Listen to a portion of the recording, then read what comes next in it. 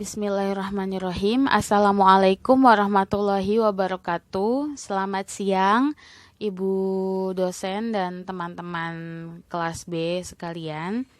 Kami dari kelompok 6 akan mencoba mempresentasikan, kita membahas bersama-sama salah satu modul di mata kuliah Perspektif Pendidikan SD.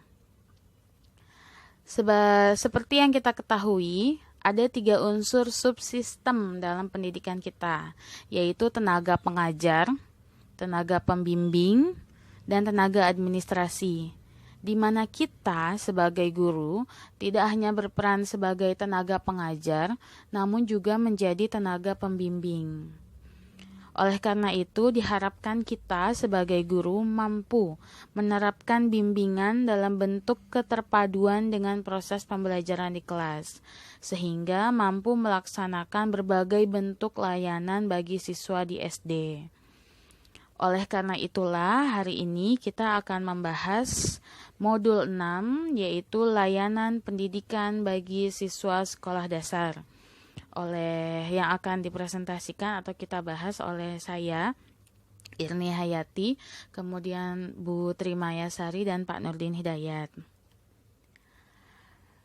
Dalam modul 6 ini, layanan pendidikan bagi siswa sekolah dasar, ada 2 kegiatan belajar. Yang pertama, prinsip-prinsip bimbingan di sekolah dasar. Kegiatan belajar yang kedua, berbagai layanan pendidikan untuk anak sekolah dasar. Insya Allah, kegiatan belajar pertama akan saya bahas, akan saya coba presentasikan, yaitu prinsip-prinsip bimbingan di sekolah dasar.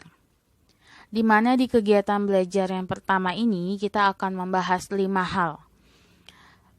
Yaitu yang pertama, pengertian bimbingan itu sendiri, kemudian tujuannya, tujuan bimbingan, fungsi bimbingan, prinsip-prinsip bimbingan, serta peran guru dalam program bimbingan dan konseling. Yang pertama, pengertian dari bimbingan.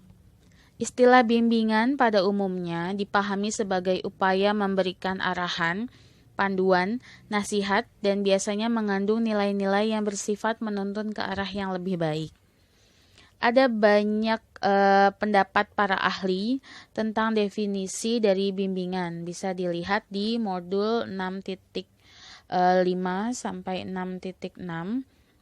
Namun dari semua pendapat para ahli tersebut dapat kita simpulkan bahwa pengertian bimbingan di sekolah dasar adalah proses membantu individu siswa untuk dapat memahami diri, mengenal lingkungan, dan merencanakan masa depannya, sehingga dapat diharapkan dapat mencapai perkembangan yang optimal sebagai pribadi dan sebagai anggota masyarakat yang demokratis. Selanjutnya, tujuan bimbingan di sekolah dasar. Tujuan bimbingan di sekolah dasar ada 11 poin. Ini menurut Agus Taufik ada di modul 6.7. Dari ke-11 poin tersebut, dapat kita simpulkan bahwa tunjangan bimbingan dan konseling adalah memberi kemudahan belajar pada siswa sekolah dasar, dapat belajar dengan percaya diri, menyadari kekurangan dan kelebihannya, serta mampu berinteraksi secara baik dengan lingkungannya. Senada dengan rumusan tujuan tadi, menurut ETI 2005, tujuan bimbingan dan konseling di sekolah dasar terbagi menjadi 2. Dibedakan menjadi 2, yaitu tujuan umum dan tujuan khusus. Tujuan umum yaitu terwujudnya manusia Indonesia seutuhnya yang cerdas, beriman, bertakwa kepada Tuhan Yang Maha Esa, berbudi luhur, memiliki pengetahuan dan keterampilan, kesehatan jasmani dan rohani, memiliki kepribadian yang mantap dan mandiri, serta tanggung jawab, kemasyarakatan, dan kebangsaan. Sedangkan tujuan khususnya, siswa dapat memahami diri sendiri sehingga mampu mengatasi masalah dan kesulitan yang dialaminya, dan menyesuaikan diri dengan lingkungan, baik lingkungan sekolah, keluarga, dan masyarakat. Selanjutnya dapat menyalurkan potensi yang dimiliki baik di dalam pendidikan maupun di dunia kerja nanti. Ada 6 fungsi bimbingan di sekolah. Yang pertama, fungsi pengungkapan, di mana fungsi ini untuk mengetahui keadaan diri siswa dengan cara melakukan pendekatan pada siswa yang bermasalah agar mau menceritakan atau mengungkapkan masalah yang dihadapinya. Selanjutnya, fungsi penyaluran, di mana fungsi ini akan mengenali masing-masing siswa secara perorangan, yang kemudian membantunya mengarahkan ke kegiatan atau program yang dapat menunjang potensi yang dimiliki. Kemudian, fungsi perkembangan, yaitu fungsi di mana kita dapat membantu mengembangkan potensi siswa, karena pengembangan potensi siswa tidak dapat terjadi dengan sendirinya. Harus kita dukung, kita dorong sebagai guru. Kemudian fungsi penyesuaian. Fungsi ini untuk membantu terciptanya penyesuaian antara siswa dan lingkungannya. Selanjutnya, fungsi pencegahan, untuk memperkirakan hambatan atau gangguan yang akan timbul dalam diri siswa. Selanjutnya, fungsi perbaikan, di mana fungsi ini memberikan bantuan kepada siswa agar memiliki perubahan secara positif, memperbaiki sekaligus meningkatkan perilaku yang selama ini dianggap kurang baik.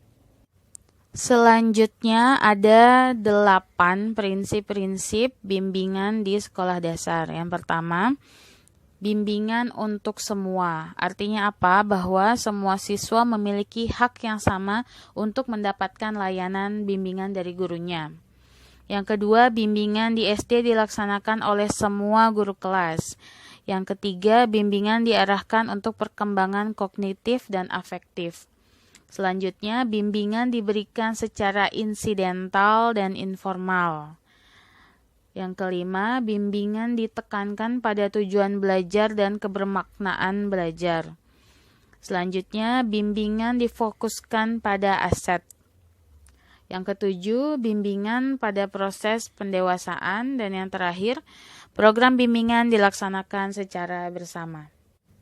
Selanjutnya, bagaimana peran guru dalam program bimbingan dan konseling ini? Menurut Lloyd Jones dan Wolf, bahwa titik berat dan kepedulian bimbingan di sekolah dasar adalah pada masalah perkembangan siswa. Sejalan dengan pendapat di atas, Farwell and Peter menyatakan bahwa titik berat bimbingan di sekolah dasar adalah pada pengembangan pemahaman diri dan memberi kemudahan pada siswa. Berdasarkan hal tersebut, hasil belajar siswa akan lebih memadai dan bermakna apabila semua guru menerapkan fungsi bimbingan di sekolah, sehingga peranan guru bukan hanya sebagai pengajar dan pendidik, namun juga pembimbing. Itu saja mungkin pembahasan KB1 dari modul 6. Selanjutnya, KB2, berbagai layanan pendidikan untuk anak sekolah dasar, yang akan dibahas atau dipresentasikan oleh Pak Nurdin dan Bu Trimayasari. Terima kasih.